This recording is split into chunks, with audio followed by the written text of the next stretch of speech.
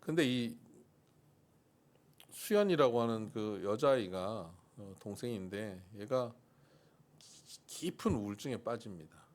그래서 한 2년 동안 방에서 나오지를 못합니다. 폭식을 하고 가수로서 더 이상 생활을 할 수 없는 상황에 빠져 있습니다. 이 아이들은 몽골 선교사였던 아버지를 따라서 몽골에서 홈스쿨링하면서 자랐고요. 한국의 그 오디션 프로그램을 통해서 가수로 데뷔했고 유명해졌는데 이런 어려움들을 당했죠. 오빠인 찬혁이가 동생을 건지기 위해 살리기 위해서 동생을 설득합니다. 사랑으로 그를 섬깁니다.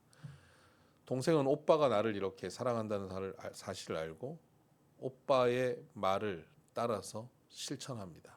믿음으로 실천합니다. 좋은 것 먹어보고 운동하고 오빠가 시키는 대로 합니다. 그러면서 결국 그곳에 탈출합니다. 그래서 오빠와 동생이 사랑과 믿음으로 함께 그 어려움들을 극복하고 지옥 같은 시간을 천국으로 바꿔놓습니다. 그리고 그것이 영향력이 되고 주변에게 퍼져갑니다. 그리고 그것을 노래로 지었습니다. 소문의 낙원. 아버지를 통해서 어머니를 통해서 들었던 그 천국에 대한 이야기, 예수님을 믿으면 하나님의 백성이 된다, 천국이 누려진다 하는 이야기를 어려서부터 수도 없이 들었는데 그들의 삶 속에서 그 천국이 누려지지 않고 오히려 지옥 같은 시간이 있었지만 결국은 복음적 삶을 살면서 결국 그 안에 천국을 이뤄낸 겁니다. 아버지 어머니로부터 들었던 소문으로만 들었던 낙원을 이 아이들은 그들의 삶 속에서 누려지는 낙원, 나타난 낙원을 경험한 것입니다.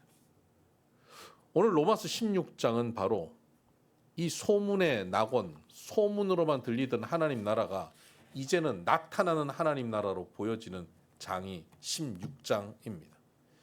16장에는 수많은 사람들의 이름이 나옵니다. 26명 가량의 사람들의 이름이 나오고 그들을 문안하라고 하는 기록들이 계속 반복됩니다.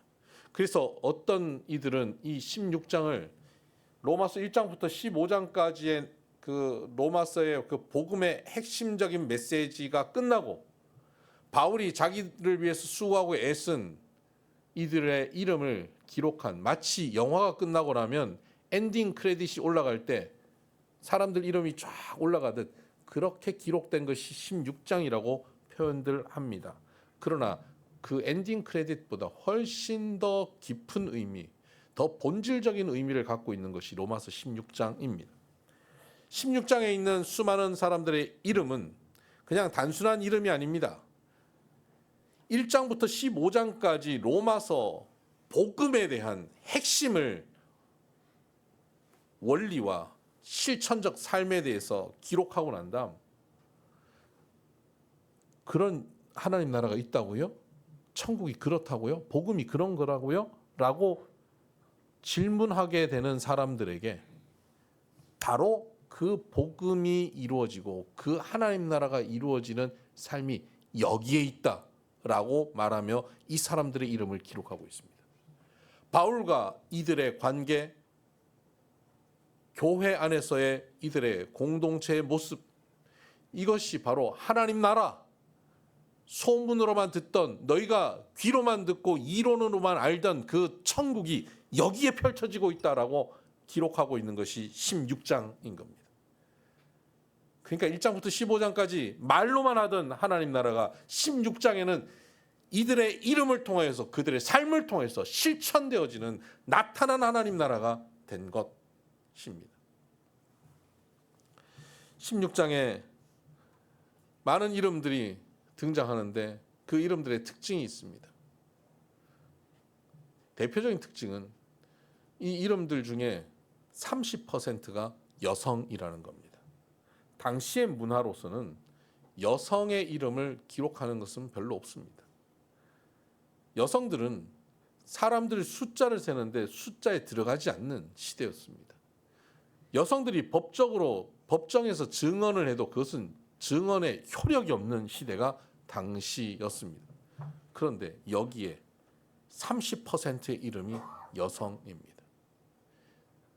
그리고 거기서 더 나아가서 16장 1절을 보면 내가 갱그레아 교회의 일꾼으로 있는 우리 자매 베베를 너희에게 추천하노니, 자매 베베를 추천한다는 겁니다. 2절 너희는 주 안에서 성도들의 합당한 예절로 그를 영접하고, 합당한 예절로 그를 모시라는 겁니다. 그에게 소용되는 바를 도와줄지니 이는 그가 여러 사람과 나의 보호자가 되었습니다. 베베라고 하는 이 여성은 로마서를 로마 교회에 전달한 사람입니다. 성경 안에 꽃이라고, 복음의 꽃이라고 불려지는 후대에 그렇게 불려지는 로마서, 이 귀한 서신을 바울이 기록하고 이 귀한 서신을 베베의 손에 맡겨서 보낸 겁니다. 이건 베베가 배달원, 택배 기사의 수준을 넘어섭니다. 네, 이거 내려주실래요? 네. 택배 기사의 수준을 넘어서는 것, 그것이 베베입니다. 어떤 의미냐면요, 베베는 그냥 문서만 전달한 것이 아니라 그 문서를 가지고 나가서 로마서를 회중들 앞에 읽어주는 역할을 합니다. 법정에서 증언도 인정되지 않는 시대에 여성이 그것을 읽는데 그 권위가 인정되겠습니까? 근데 그 권위를 인정하며 보낸 겁니다. 그러니까 그 당시의 문화, 성별의 차이를 완전히 뛰어넘는 공동체가 이들 가운데 있다는 것이죠. 바울과 베베의 관계는 성별의 차이를 넘어서 버린, 이 땅에 없는, 소문으로만 들었던, 과연 그런 나라가 있다고? 라고 생각하는 그 나라가 이루어진 관계입니다. 그리고 베베는 가서 그 성경만 읽는 것이 아니라 읽은 그 로마서를 그들에게 해석해 주기도 하고, 그들이 질문하면 그것을 로마서의 관점으로 설명해 주고 적용해 주는 역할을 합니다. 바울의 완전한 대리자입니다. 바울이 가장 믿고 맡기는 사람, 그 사람이 베베입니다. 그리고 그 베베는 자기의 보호자였다는 겁니다. 나와 나의 동역자들을 보호한 사람, 베베. 그러니까 굉장한 사업가였던 것 같아요. 그래서 그들이 선교팀이 다니는데 그 선교팀을 재정적으로 후원하고 보호하는 역할을 했던 사람, 베베. 그리고 이 편지를 가지고 로마까지 가는데 뭐 강도가 있을 수도 있고 여러 가지 위협이 있지만 자기가 만든 그 상단이, 그 안에는 경호원들도 있고, 그렇게 하면서 그 어려운 바닷길을 거쳐서 로마까지 가게 되는, 믿고 맡길 만한 사람, 베베였던 것이죠. 여성이라고 하는 신분을 넘어선 관계 뿐만 아니라 여기는 노예 이름들도 30%가 나옵니다. 16장에는 당시에 로마의 노예 신분을 갖고 있는 사람들이 30%가 등장하고 그 이름들이 높임을 받습니다. 대표적으로 8절에 나오는 또 주 안에서 내 사랑하는 암블리아에게 문안하라. 이 암블리아는 당시에 대표적인 노예의 이름인데, 이 노예의 이름이 나중에 어디에 기록되냐면요, 카타콤, 그 로마가 박해를 받, 그 로마 교회가 박해를 받고 다 땅 속에 깊이 들어가잖아요. 그 카타콤에 이 암블리아의 무덤이 발견됩니다. 노예인데 그 노예를 무덤으로, 나중에 돌아가시고 난 다음에 무덤을, 그 깊은 곳에 무덤을 만들고 그의 그 삶을 기억하게 되는, 모든 교회 교인들에게 존경받는 삶. 노예이기 때문에, 신분이 낮기 때문에 사람들이 무시하고 산 것이 아니라 노예여도 받아들이며 그를 높이는 공동체. 이것이 신앙 공동체, 하나님 나라입니다. 또한 여기에는 황제의 가족과 귀족들도 등장합니다. 10절 하반절에 보면 아리스토블로의 권속에게 문안하라 그랬는데, 이 아리스토블로는 헤롯 대왕의 손자입니다. 그 집안을 얘기합니다. 그리고 11절 내 친척 헤로디온에게 문안하라. 헤롯 가문의 사람입니다. 나기수의 가족 11절에 나기수의 가족. 나기수는 누구냐면 글라우디아 황제의 비서입니다. 12절 주 안에서 수고한 드루베나와 드루보사 드루베나라고 하는 이름은 화사하다. 드루보사라고 하는 이름은 우아하다. 오늘부터 여러분 이름을 드루베나에 뭐 이렇게 바꾸실 분 계실 것 같은데 화사하고 우아하다라고 하는 이름은요 당시 귀족 여성들에게 붙이는 이름이었습니다. 15절 중반에 보면 네레오가 나오죠. 네레오 왕의 재무를 담당하는 사람입니다. 이렇게 왕족, 귀족 이런 사람들 로마 황실에 가장 가까이 있던 최측근들 이들도 교회의 한 일원이 되었습니다. 그래서 세상의 권력과 세상의 부귀를 누리고 살아가는 사람들이었는데 거기서 만족이 없고 거기서 기쁨이 없는 겁니다. 아까 노래에서 도시를 떠나서 그 소문의 낙원을 향해서 가는 것처럼 그 도시라고 하는 화려함, 그 왕실이라고 하는 화려함 속에서 참 기쁨과 만족과 평안이 없는데 거기를 떠나 신앙 공동체, 주님의 몸된 공동체를 나와서 섬겼던 사람들, 이들이 왕실의 신분으로, 귀족의 신분으로 노예와 함께 어울리는 겁니다. 그리고 당연히 이방인과 유대인들이 여기 함께 등장하고 있습니다. 우리가 로마서를 살펴보면서 로마 교회 안에 이방인과 유대인의 갈등으로 심각한 다툼이 있었다고 우리가 계속 이야기했지 않습니까? 이방인과 유대인들이 이곳에 함께 나옵니다. 그리고 그들에게 문안하라라고 말하면서 16절에 보면 너희가 거룩하게 입맞춤으로 서로 문안하라. 거룩하게 서로 입맞춤으로 문안하라. 이것은 당시에 가족들끼리 하는 인사입니다. 가장 가까운 친척들끼리 하는 인사가 거룩한 입맞춤으로 문안하는 것인데 여기 신분을 뛰어넘어서 성별을 뛰어넘어서 이방인과 유대인이라고 하는 인종을 뛰어넘어서 가족이 된 공동체 여기 있다는 겁니다. 우리는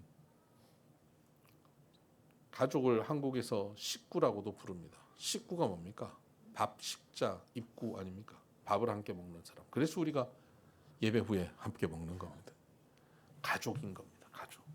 함께 먹는 가족. 교회는 가족입니다. 서로의 다름을 완전히 극복한 가족을 얘기하는 겁니다. 이 극복이 어떻게 되느냐? 윤리적으로 그렇게 극복하고 살아라 해서 극복되는 게 아니고 로마서 15장까지의 내용에서 나오는 것처럼 너나 나나 황제 집안이든 귀족이든 노예든 남자든 여자든 이방인이든 유대인이든 우리 모두가 죄인인데 우리를 위해서 하나님이 사랑하시고 예수 그리스도를 주셔서 우리를 위해 죽기까지 사랑하셔서 우리를 건져주셨다. 우리는 이제 예수 안에서 새로운 피조물 하나님 자녀가 되었다. 그런 우리들이 어떻게 살 것인가? 영적 예배를 드리고 서로 사랑의 빚진 자로 사랑을 갚으며 환대할 때 그냥 되는 게 아니다. 인내하고 서로 위로하며 천국이 이루어질 것을 소망하며 우리가 그 나라를 이루어 가야 된다라는 것, 이것이 로마서의 내용 아닙니까? 그렇게 이루어가는 천국이 여기에 이렇게 이러한 이름들을 통해서 이들의 사람들의 관계를 통해서 그 천국이 이루어지고 있는 것을 보게 되는 것입니다. 천국은 바로 이 관계 속에서 이루어지는 겁니다. 지옥은 관계 속에서 또한 펼쳐집니다. 사람이 죄를 범하고 하나님부터 버려진 상태가 지옥입니다. 죄와 죽음이라고 하는 것은 결국 관계의 단절이었고 예수 그리스도를 통하여 복음으로 구원받는 것은 관계의 회복입니다. 관계 회복을 통해서 소문으로만 들었던 그 낙원 천국이 여기에 이루어지는 것입니다. 19절을 보면 19절 중반 이하를 보면 우리가 잘 아는 찬양 복음성가 가운데 나오는 구절인데요. 너희가 선한데 지혜롭고 악한데 미련하기를 원하노라. 평강의 하나님께서 속히 사탄을 너희 발 아래서 상하게 하시리라. 선한데 지혜롭고 악한데 미련하라. 선한데 지혜로운 게 뭡니까?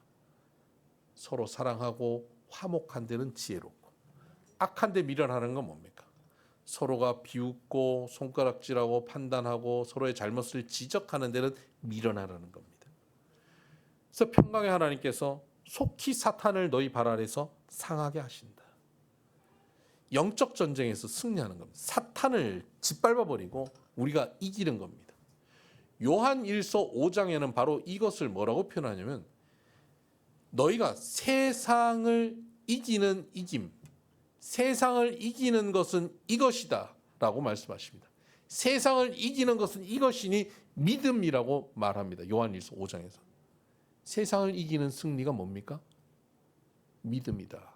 그런데 그 요한 1서 5장에 그 말씀을 하기 앞에 계속 나오는 것은 뭐냐면 서로 사랑하라가 나옵니다. 사랑하라. 서로 사랑하라. 서로 사랑하라.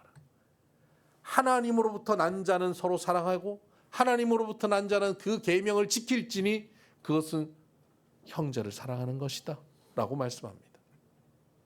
여러분, 형제를 사랑하는 것, 서로 사랑하는 것, 그것이 믿음의 삶이고 그것이 세상을 이기는 승리랍니다. 우리는 세상을 이기는 게 뭐라고 생각합니까? 세상에서 이기고 승리하는 게 뭡니까? 힘으로 이기고 돈으로 이기는 것이라고 생각하지 않습니까? 이번에 세계 최정상 둘이서 만났습니다.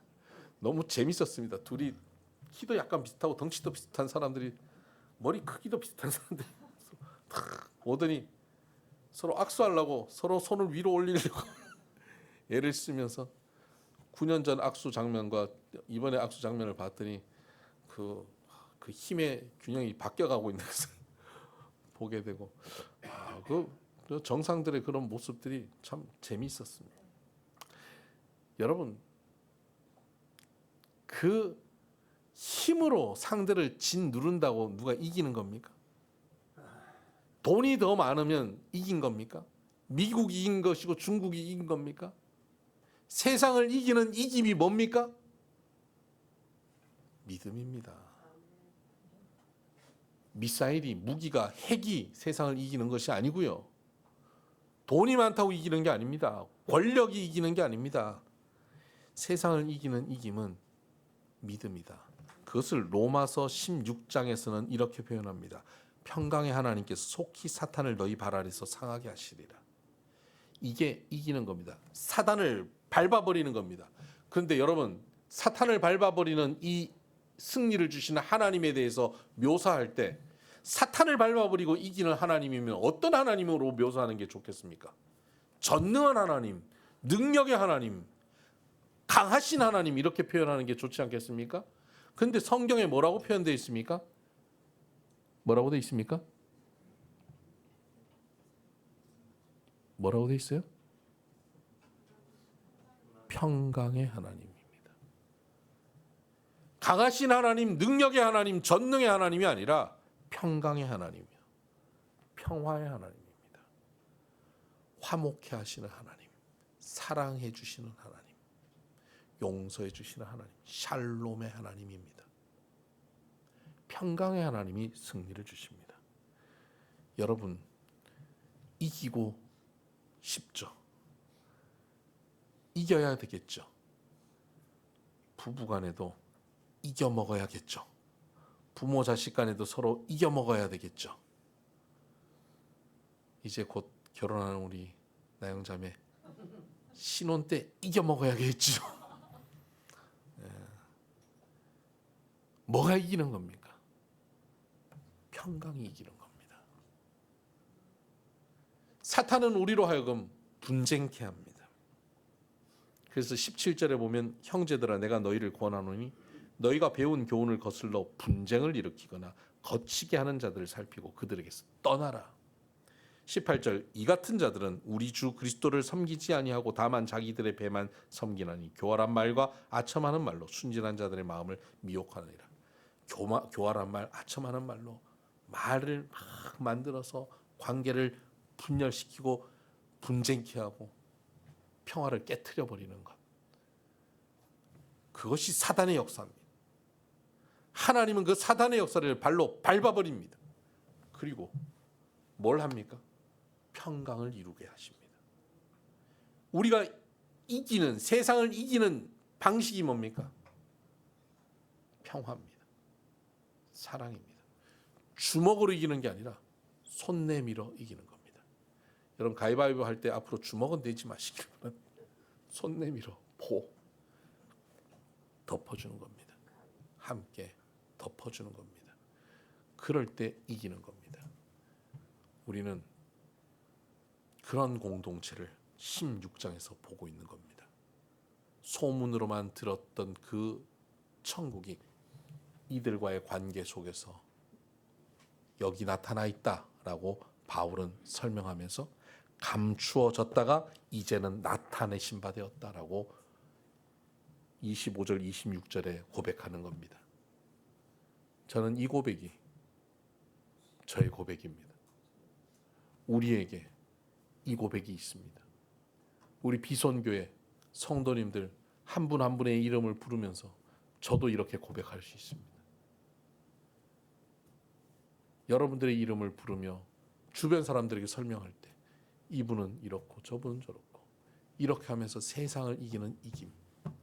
사탄이 발 아래, 사탄을 그 발 아래 상하게 만들어 보신 평강의 하나님의 이김이 우리 성도들 가운데 있다.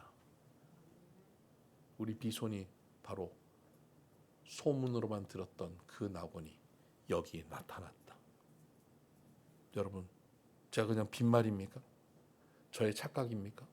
아니지 않습니까? 저는 우리 비손의 성도 여러분들을 보면 천국이 여기 있다 싶습니다. 줄기 모임에서 함께 밥 먹고 함께 나누는 모습을 보면 천국을 봅니다.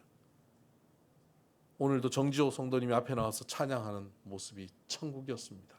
그 모습을 보면서 감격하여 박수치는 여러분들의 모습이 천국이었습니다. 세상 어디에서 우리가 이 천국을 누릴 수 있겠습니까? 어떤 조직이 이 천국을 만들어낼 수 있단 말입니까? 복음으로만 감추어졌던 그 복음이 여기에 나타나고 있습니다. 세상의 방식으로 살아간다면 우리는 천국을 누리지 못합니다. 세상의 방식이 뭡니까?